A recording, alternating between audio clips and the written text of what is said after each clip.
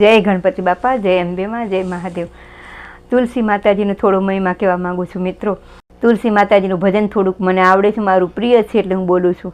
ક્યાં વસે તુલસી ને ક્યાં વસે રામ, ક્યારે વસે રે મારા શ્રી ભગવાન. વનમાં વસે તુલસી ને મંદિરમાં વસે રામ, રુદિયામાં વસે મારા શ્રી ભગવાન. શું ઓઢે તુલસી ને શું ઓઢે રામ, શું રે ઓઢે રે મારા શ્રી ભગવાન. ચુંદડી ઓઢે તુલસી ને મુગટ પહેરે રામ, વાઘા પહેરે રે મારા શ્રી ભગવાન. શું જમે તુલસી ને શું જમે રામ, સૂરે જમે રે મારા શ્રી ભગવાન. દૂધ જમે તુલસી ને લાડુ જમે રામ, મિશ્રી જમે રે મારા શ્રી ભગવાન. ક્યાં પોઢે તુલસી ને ક્યાં પોઢે રામ, ક્યારે પોઢે રે મારા શ્રી ભગવાન. ક્યારે પોઢે તુલસી ને મંદિરે પોઢે રામ, હૃદયામાં પોઢે મારા શ્રી ભગવાન. ક્યાં વસે તુલસી ને ક્યાં વસે રામ, ક્યારે વસે રે મારા શ્રી ભગવાન. જય શ્રી કૃષ્ણ, જય મહાદેવ.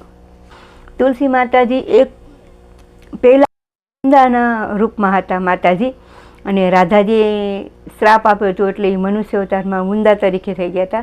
કૃષ્ણ ભગવાન સાથે હતા તો કીડા કરતા હતા, તો રાધાજી એને શ્રાપ આપ્યો હતો કે તું મનુષ્ય અવતારમાં જા તુલસી, અને વૃંદા બનીને જા. એટલે એ વૃંદા બનીને આવ્યા હતા, અને એનો લગ્ન શંખચૂડ હારે થયા હતા. તો શંખચૂડ અને તુલસી માતાજી એટલા પવિત્ર પતિવ્રતા હતા ને, અને તો શંખચૂડ બી એની સાથે લગ્ન કરેલા હતા. એ ગોપ હતો આગલા જન્મમાં, એટલે એ શંખચૂડ બન્યો. અને તુલસી માતાજી એને ગોપ સાથે, એટલે એક શંખચૂડ અને ઉંદરા સાથે બેના લગ્ન થયેલા આ મનુષ્ય માનવ અવતારમાં. તો તુલસી માતાજી પતિવ્રતા હતા, અને શંખચૂડ થોડું બ્રહ્માજી કને વરદાન માંગેલું હતું તપ કરીને, તો એના કારણે એક ઓલું કવચ હતું. તો એ કવચને લીધે એ પોતે અમર બની જતો હતો, અને એ શંખચૂડ બધાને ત્રાસ આપવા માંડતો હતો. તો શંખચૂડને મનમાં એમ થયું કે હું બધું ઇન્દ્ર અને બધું હરાવીને હું રાજ્ય કરું બધું. એટલે મહાદેવ, વિષ્ણુ ભગવાન મહાદેવ કહે છે કે આ શંખચૂડ મરે એમ નથી, એની પતિવ્રતા તુલસી છે ને વૃંદા, એના તપને લીધે શંખચૂડ જીવિત છે. એટલે એને શંખચૂડને મારવા માટે મહાદેવ કહે છે કરવું શું, ખૂબ યુદ્ધ કરે છે મહાદેવને એમને હારે, તોય શંખચૂડ મરતો નથી. પછી મહાદેવ કહે છે વિષ્ણુ ભગવાન એમ કરો, તમે બ્રાહ્મણનું રૂપ લઈને એનું કવચ છે ને એ તમે કવચ લઈ લો એના કનેથી. તો એ વૃદ્ધ બ્રાહ્મણ બની અને શંખચૂડ કને આવે છે, અને શંખચૂડને કહે છે તો તમે મને આ કવચ આપો. તો એ કહે છે તમે વૃદ્ધ બ્રાહ્મણ છો, અને હું બ્રાહ્મણને કોઈ દિવસ પાછો વાળતો નથી શંખચૂડ કે, એટલે તમને હું કવચ આપું છું, નહીં તો હું કવચ ના આપું. પછી જેવું કવચ ઉતારીને બ્રાહ્મણને આપે છે, ત્યાં તો મહાદેવ એની સાથે યુદ્ધ કરે છે, અને યુદ્ધમાં એ માર્યા જાય છે શંખચૂડ. અને પછી એ કવચ પહેરી અને શંખચૂડનું રૂપ ધરી અને વિષ્ણુ ભગવાન માતા તુલસી માતાજી કને આવે છે, અને તુલસી માતાજીને કહે છે કે હું શંખચૂડ છું. એટલે થોડી વાર તો માતાજી માની જાય છે અને હસે.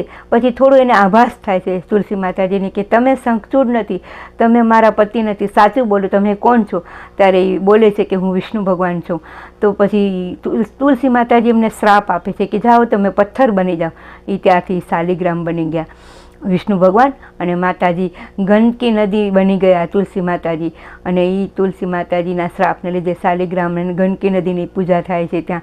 અને તુલસી માતાજી ન ચડે ને શાલિગ્રામમાં, ત્યાં લગી શાલિગ્રામની પૂજા બી આપને પૂર્ણ નથી થતી. શાલિગ્રામની પૂજા, તુલસી વિના શાલિગ્રામ બી અધૂરા છે, અને શાલિગ્રામ વિના તુલસી બી અધૂરા છે. અને એ જ આપણે આ વિષ્ણુ ભગવાન સાથે તુલસી માતાજીનો દેવ દિવાળીના દિવસે આ લગ્ન કરીએ છીએ એટલા માટે જ.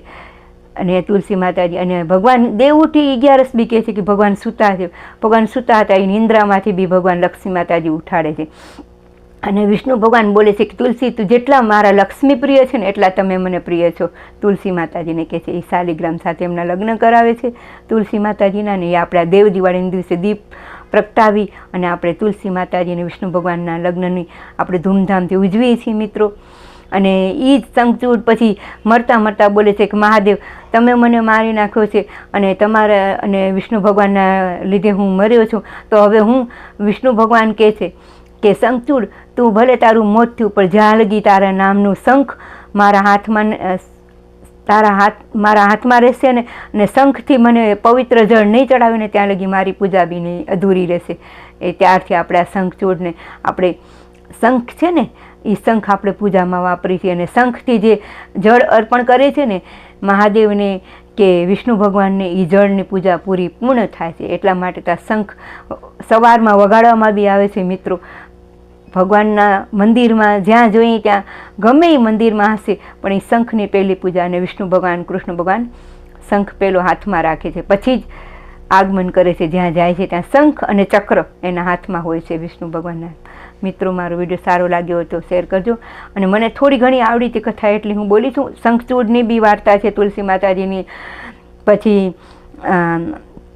જલંધરની બી વાર્તા છે. એ વાર્તા તુલસી માતાજીની કેટલી છે પણ સૌ અલગ અલગ રીતે વાર્તા કરે છે, અલગ અલગ રીતે માતમ સંભળાવે છે. આપણે અલગ અલગ રીતે બધા દેવી ભાગવતમાં છે, પછી ભાગવતની અંદર છે તુલસી માતાજીનું, બધામાં માતાજીનો અલગ મહિમાનો છે. એટલે માં લક્ષ્મી જે છે એ જ તુલસી માતાજી છે અને એ લક્ષ્મી અને તુલસી માતાજી એક જ છે. વિષ્ણુ ભગવાને સ્વીકાર કરી દો કે મારી જ્યાં તુલસી માતાજી જ્યાં પણ પૂજા તમારા વગર ક્યાંય નહીં થાય મારી પૂજા, અને જ્યાં પ્રસાદ હશે ત્યાં પણ તમારું તુલસી પત્ર નહીં થાય, નહીં ચડાવે ને ત્યાં લગી મારો પ્રસાદ કોઈ ભગવાન સ્વીકારશે નહીં. એટલા પ્રિય બની ગયા તુલસી માતાજી. એ જ આપણા તુલસી માતાજી. તુલસી માતાજીના મિત્રો આશીર્વાદ લેજો અને કાંઈ ભૂલ થઈ હોય તો માફ કરજો અને મારો વિડીયો જોતા રહેજો.